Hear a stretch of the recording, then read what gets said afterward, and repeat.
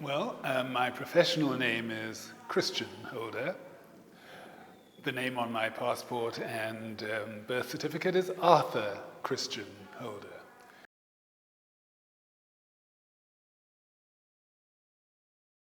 Well, I have had and am still having an extraordinary life. I grew up in the wings, in rehearsal studios, in front of cameras, doing what my parents did. My father had a dance company here in London, Bosco Holder and his Caribbean dancers. I performed with them when I was just 4. I just had my 4th birthday. It was for the coronation of Elizabeth. We were on a sort of the company mascot, if you like. And we were on a barge. There was a flotilla, because it was still empire, colonies. So we were on a flotilla that was sailing from Greenwich past Elizabeth, under all the bridges, etc., on the Thames. And our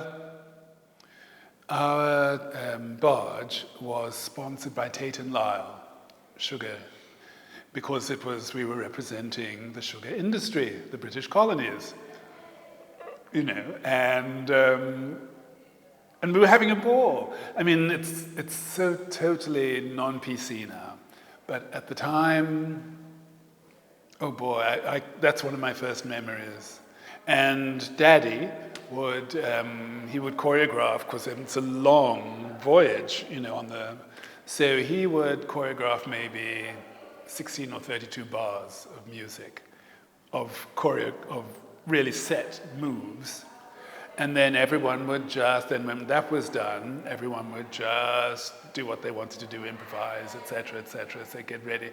And then we'd be either going under another bridge or something, and then all of a sudden, okay, kids, ready? 5, 6, 7, and and we'd start the choreography. So we'd travel, and people screaming from the bridges and waving Union Jacks, and that was my first sort of memory.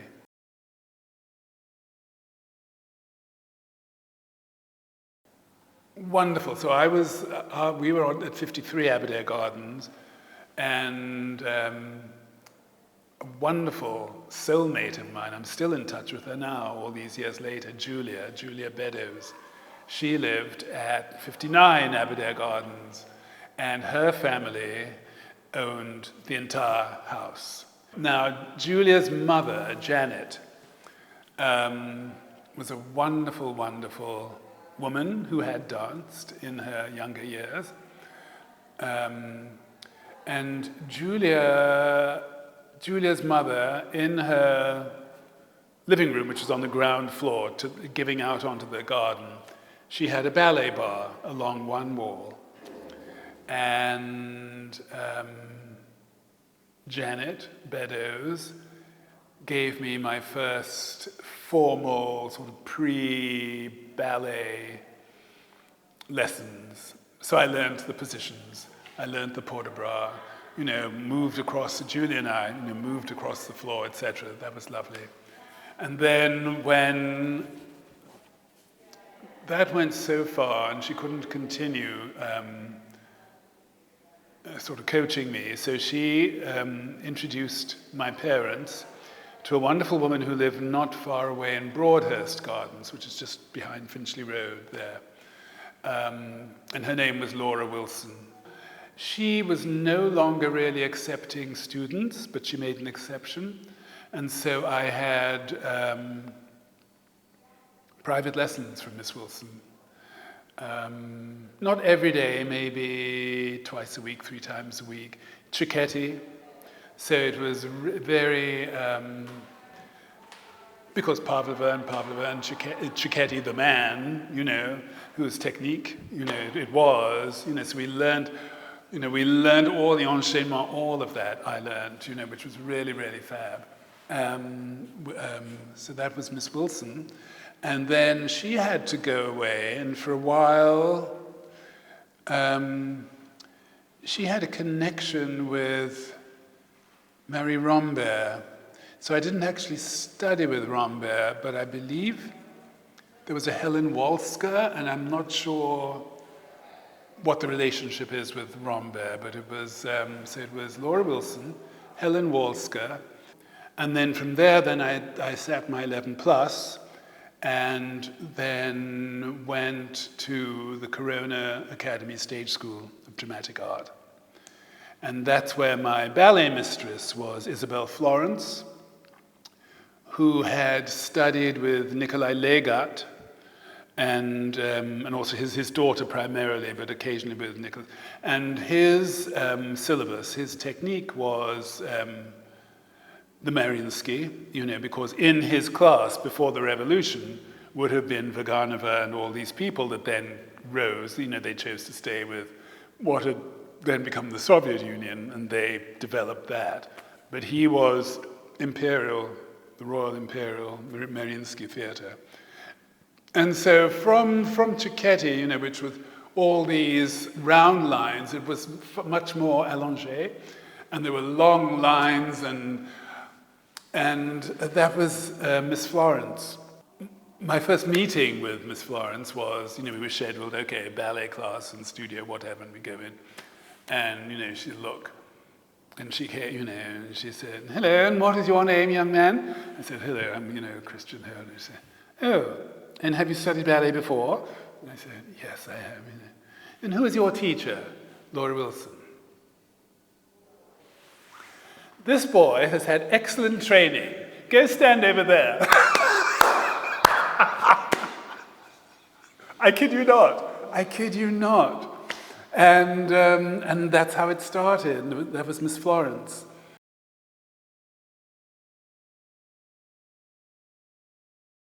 Now, at that time, my father was aware. I wasn't aware. I was just having a good time. But my father was aware that the glass ceiling was so terribly low here that no matter what aptitude I had for ballet,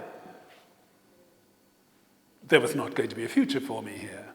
He just, he sussed that out, so his quest was to get Christian off to America, because the dancer Arthur Mitchell already was established.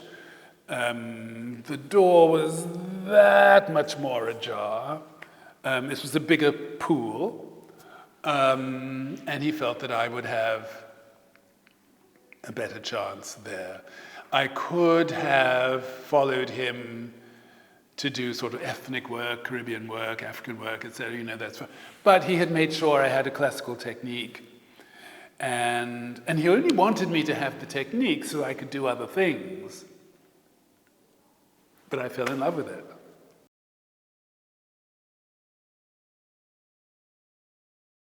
I'm sure people have heard this so much. And it wasn't even malicious, but you would get, oh no, of course we'd love to have you at the school, but of course you'll never be taken into the company. Just like that, So you could get the training, but there was not a position for anyone of color in any of the major companies. So that's the Royal, what was Festival Ballet, which is now English National. Rambert was a classical ballet company then.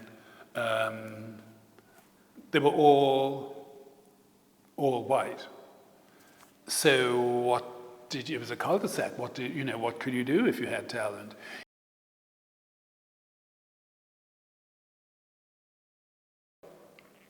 So I got a scholarship. Now, I had hoped it would be with Jerome Robbins because of West Side Story, and then Ballets USA came over, and I was just beside myself. It was so fabulous. It wasn't. It was Martha Graham. And she had a season at the Prince of Wales Theatre, Leicester Square, in 1963. And my father got wind of it because a wonderful African-American dancer named Christine, it'll come to me a little bit later. She was in London with a male dancer called Ward Fleming. Ward was a beautiful, beautiful dancer, and he had come to London not too long before with a company called the New York Negro Ballet, I think it was called. And that was momentous, except they lost their patron. This would have been 56, maybe, around then, 1956, and 55, 56. Their patron died, and so they were stranded, and they couldn't complete. I saw a dress rehearsal here, but then I think they went to the provinces, etc., etc. They toured, and then before they could come to perform in London, I believe the patron had died, and so they were at sixes and sevens, and that was that. But Ward stayed. He was tall, sort of caramel-colored, beautiful. Christine Lawson, I knew it would come. Christine Lawson was the woman's name. Beautiful dancer, and the two of them in 1962 appeared in a production called Black Nativity. And just some beautiful contemporary American black dancers. Now, Christine had danced with Martha Graham for 5 minutes, and Martha Graham's company was now in London, so Christine knew everyone, and through the grapevine, she found out that Miss Graham's English sponsor, Robin Howard, fabulous gentleman, old school, that he was about to award scholarships for British dancers to go to New York to study the Graham technique and eventually come back to be charter members of what became London Contemporary Dance Theatre under Robert Cohen. So she alerted my father. My father made sure that I was able to get into the audition.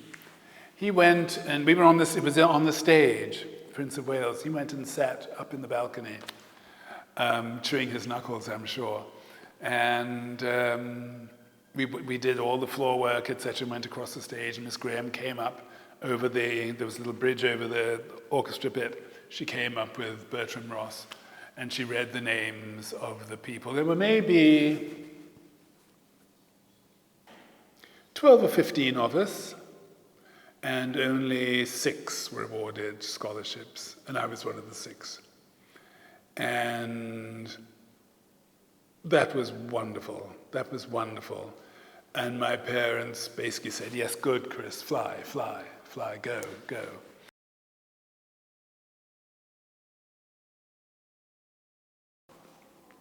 So all of that was happening simultaneously when I'm on scholarship with Graham. And then my mother thought that, well, since there's a possibility that you might work in the States, you should have a diploma. So they made it possible for me to be enrolled at the High School of Performing Arts, which had a dance department.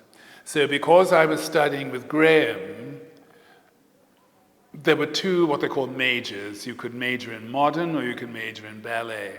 So to keep my ballet going, I majored in ballet. And we had a dance concert in '66, and Robert Joffrey saw me because he'd been on the faculty. So he came and he saw me in 1966. The summer of '66, he offered me an apprenticeship. And by October of '66, I was a member of the Joffrey Ballet. And so I was just 17, because my birthday's in June, so I was 17. And so I still had the senior year. I had 1 more year of high school to go, and I was already in the company. So I had to miss 1 tour, but because I was new in the company, I wasn't in most of the ballets that went. So there was like 1 ballet, and I had a cover for that. So I stayed in school, and then I did the New York performances. And then by '67, then I was free. Then I was a member of the Joffrey Ballet. The Joffrey Ballet was a classical company contemporary there. We didn't do Giselle and Swan Lake. We didn't do that. American Ballet Theatre did that. And then New York City Ballet was Balanchine. And we did some early 20th century classics. We did the Green Table, some other early things, well, Conservatoriette, which is Bournonville. But basically, it was more contemporary work, on point for the ladies most of the time. It was the first time Twyla Tharp had worked with a ballet company. Joffrey commissioned her. I was able finally to work with Jerome Robbins circuitously, after all those years. I couldn't believe it. All of a sudden, it came up on the board. I went, and there was all the ballets that I had seen in London with Ballets USA. So I said, not moves, not opus jazz. It couldn't be, and it was.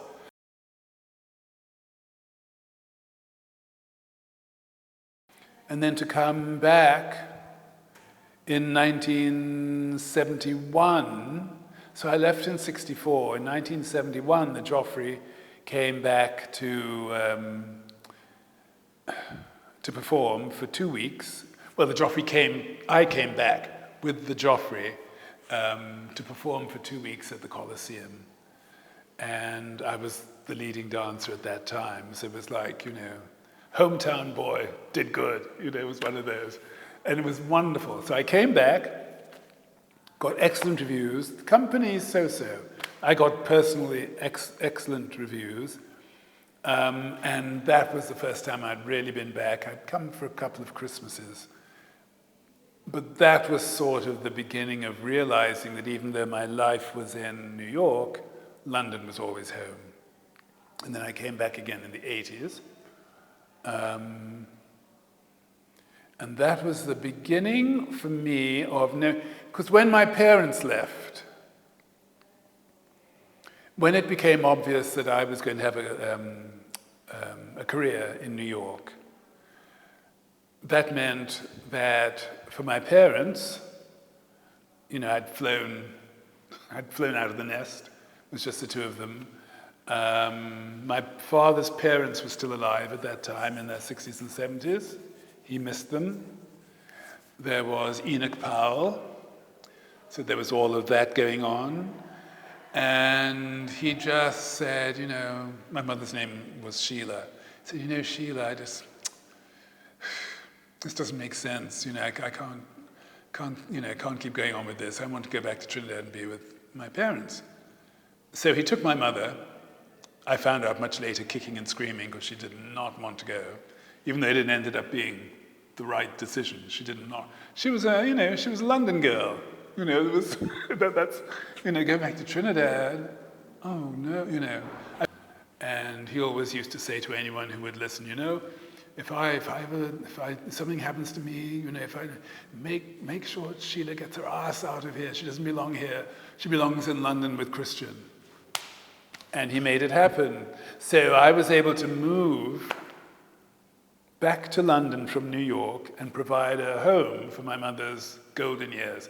And she saw the beginning of the cabaret, of my singing, of all fabulous, blessings. And so here I am, and it's wonderful. And I remember going down on the underground, on the escalator, before I had really moved. I was thinking about moving, but I hadn't actually moved back. I was still in New York. It was the Piccadilly line. And going down on the escalator, and I looked to the side, and coming up, it's a poster of Carlos Acosta and the Royal Ballet Insignia. Part of me was like, yes! And then from nowhere, there was this because it wasn't me. All these years, decades later, something I wasn't even aware of manifested. It was very slight and very quick, but it happened, and I acknowledged it, So it was yes and it was both simultaneously. So I missed the integration of companies here. I didn't go through that. Again, I'm on the outside looking in. You know, I didn't pay those dues.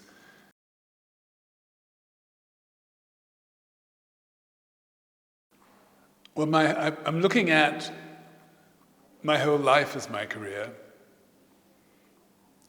Retrospectively now I realize, at age 5, I acted in a production of Moby Dick. It was called Moby Dick Rehearsed. And that was for Orson Welles. And it was filmed at the Hackney Empire. They made the stage into a sound stage. I was 5 years old to work with someone like Orson Welles. I auditioned, I remember auditioning.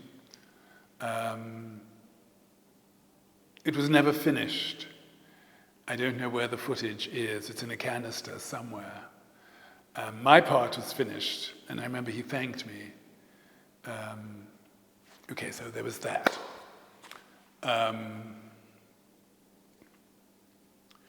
In the Joffrey, there's the ballet The Green Table, which is astounding, which was choreographed by Kurt Jooss, who was a German choreographer between the wars, 1932. And there was a pivotal role of Death.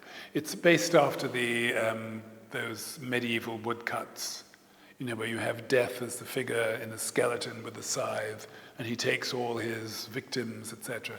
And they go in the manner in which they lived. You know, so it's all very you're reflecting how you live is the way you die. And it's the most beautifully crafted ballet. And I got to work with Papa Jooss, we called him. Towards the end of his life, he came and he coached me, and he was also a friend. That was one. So I inherited the role in '69, and I performed it until '79 when I left the company. And then his daughter, Anna Markard, she's gone now too, she invited me to perform it 3 more times, because in her contract she had a clause where if she didn't feel that there was a built-in person, someone to do the role of Death specifically, with the companies that were presenting the ballet, that she could fly someone in to do it. And she chose me 3 or 4 times to do that. So I had done it after leaving Joffrey. I did it in Louisville, Kentucky. I did it in Torino, Italy. I did it in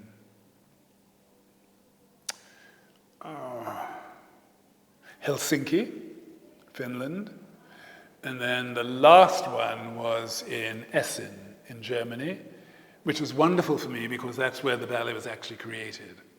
So it meant a lot. I didn't know it was going to be my last, although I was getting on in years, I'm not quite sure if I can do this that much longer. But, so that ended up with a ribbon, boom, that was done. That was a highlight. There was a ballet called Astarte, which was one of the first multimedia rock ballets. That was with the Joffrey, which was just a pas de deux with psychedelia, with light shows and a rock group and strobes and films, pre-filmed, and everything showing at the same time. That was beautiful.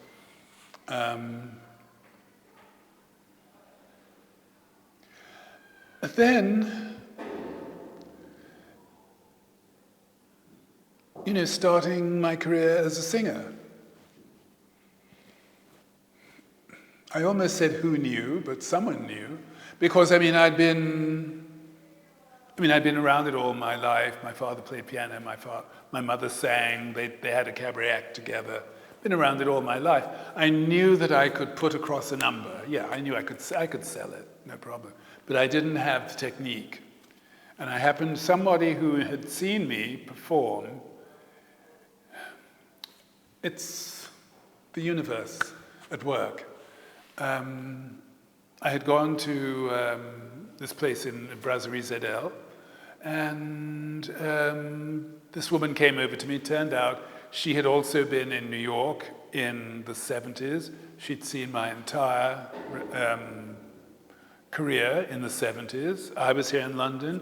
She was the manager of the Room. She said, "You should do one of my shows." She'd seen the name Christian Holder on the, I'd come to see someone else. She'd seen the name Christian Holder on the reservations and seating, and had come to see if I was the same person. She'd remembered. I was. Boom, you should do one of my shows. Found the right voice teacher. I'm singing about my life because I can, and people seem to be interested, and it's wonderful. And my mother saw the beginning of that. And of course, she was mentioned. There was some of it was songs that she sang, during her heyday. So there's all of that.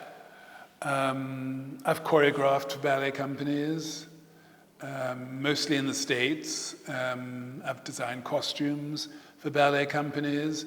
I designed costumes for Tina Turner from 73 was an anonymous dress that I sent to her.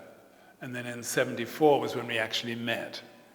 And 74 to 84, I worked. She was a friend. Wonderful, wonderful, wonderful, wonderful, wonderful. Ooh, I don't know if I've had a lowest point. There have been hills and valleys, there have been challenges. Luckily, I wear several hats. So when this doesn't work out, I'm going to choreograph. When this doesn't work, I can design costumes. Yeah, there were things that happened that it would have been nice if they hadn't happened, but had they not happened, I wouldn't be where I am today. So I think when you can pull back, and if you have the strength and the... when you're in the middle of it, sometimes it's difficult. But if you can pull back, and I think that's where faith comes into it, and there's a bigger plan. Do what you have to do to try and get ahead. But it may not be that door that you're aiming at. That may not be the door. But you won't see the real true door unless you go towards that door, because then all of a sudden that'll be closed, but you'll ricochet, and then it's this, and that's where you were meant to go. And that's what's rich. A difficult point was touring the Soviet Union with the Joffrey in 74. But it was a life experience. I wouldn't want to repeat it again. But oh God, was that a life experience? It was tough. It was tough. It was Alfred Hitchcock on steroids. I mean, it was just cloak and dagger, people just disappearing. You'd see it, you'd try and have a conversation with someone, you're sort of speaking, pretending to walk, and then you'd see them the next day and they'd pass you by because they weren't supposed to have spoken to you and they've been talked to. Because it was Brezhnev, and Baryshnikov had defected not that long before, so it was tight, and it was a State Department tour. And we were followed. Well, first of all, you basically went from the hotel onto the bus to the theater. That's it. And from the theater to the bus to the hotel.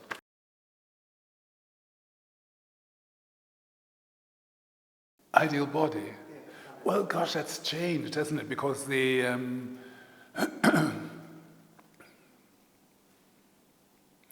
because the training has changed. If you look at photographs, or old enough to remember some of the older dancers in Ballet Russe, older Royal Ballet dancers, there was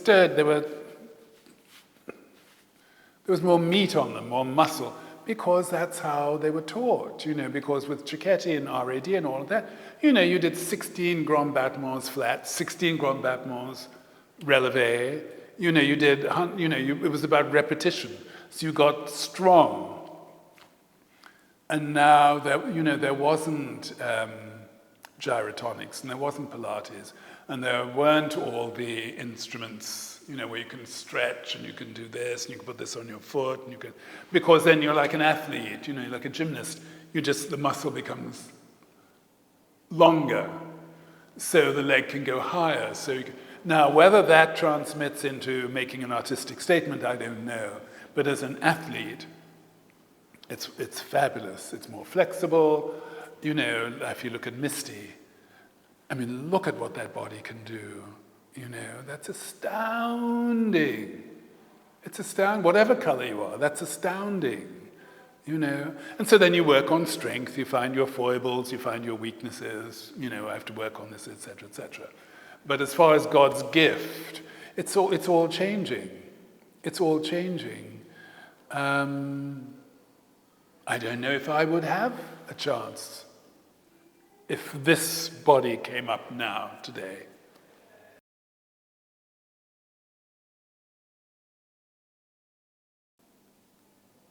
I don't see it so much here, but certainly in the States, because everyone is busy trying to rewrite history. And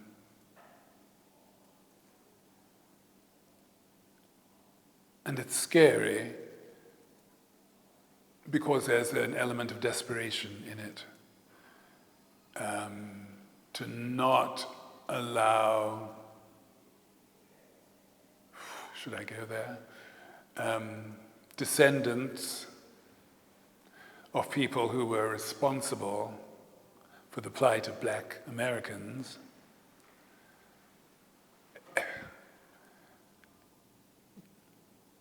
there's an attempt to try and remove evidence from the culpability of that. You know, in school, and you can't read this, you can't know about this, you couldn't do that. You know, it's critical race theory. And I mean, how can people still even say that, theory? A theory has to be proven. A theory is a hypothesis. It's not a hypothesis, it's fact. It's there, it's documented, it's on film. You know, there are photographs. You know, slave ship owners kept a log. You know, auctioneers kept, you know, it was their property, or how much was sold, you know, it's all there. It's not like it wasn't there. The people that say, oh, well, you know, it could have been. Well, I think it might have been. No, it was. You know, so the chickens have to come home to roost, because that's what you sent out there. It may take a couple of centuries, but it's going to come back. And you have to own it, because you can't move forward. Because the main, you know, the sort of chant is, well, you know, we can't point fingers. Well, this isn't the time to point fingers, we have to move on. Well, we have to move on. But you can't move on until you come to terms with who you are, what you've done, what we all have done, how we were all involved, and then you're grounded, then you can move, because otherwise you're just moving like an elastic band. You know, you're just doing this. You're not dealing with the symptom. You're putting little elastoplasts on the wounds that pop up, but you're not dealing with the cause, with the injury, with the symptom, not the symptom, the cause. You're dealing with the symptoms. You're not dealing with the cause. And until that is done, and that's painful, because there are people that don't want to acknowledge what went on. You know, because to varying degrees. And, you know, there's the Maya Angelou poem, you know, and still, you know, I rise. And the older I get, the more, because I didn't know her well, but I knew her. You know, you think of that.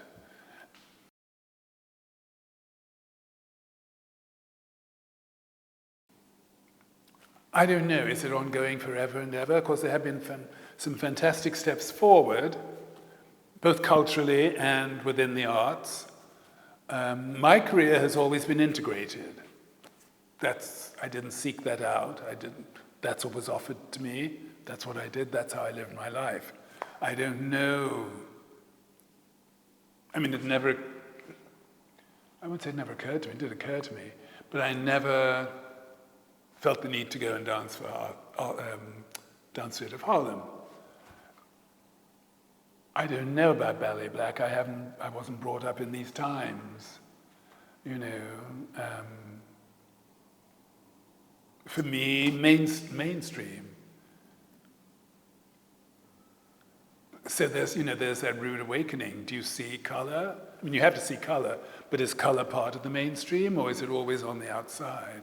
I don't know, and I'm trying to come to terms with that, because it seems to be, the things that I know my father went through, I'm still seeing now.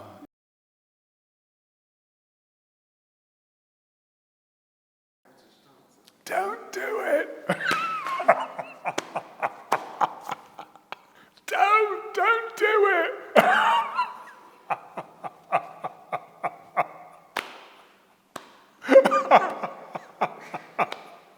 No, I think, who's going to be editing this? But he understands, so that's all right.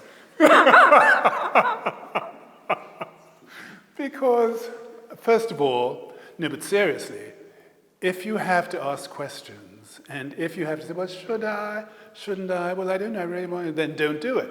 Because, I was joking, but I'm not joking, because if it's a calling, it's a vocation, and it's hard, it's bloody hard, and it's built on rejection for any number of reasons. Could be color, it could be height, could be, whatever.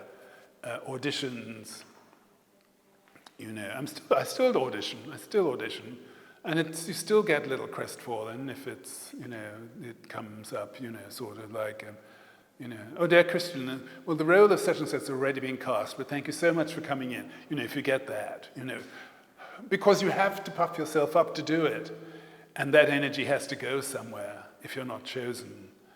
And quite often you're not chosen, and it may not be you personally. I would say that, don't take it, sometimes it is personal, sometimes it's not personal. It's about the package. It's about you, but then they've already chosen the person you'll be acting with, and the two of you don't.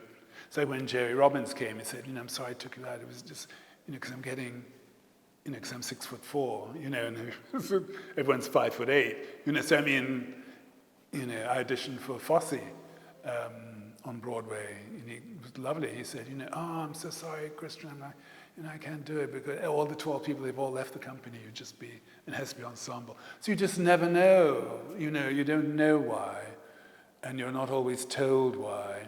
And I think you have to have a very strong sense of perseverance and identity, like Tina. Don't dwell on the negative, because it can make you a better person. It really can. And it may not give you the future that you think you deserve or you wanted, but it'll give you what you're meant to do in this lifetime, I believe.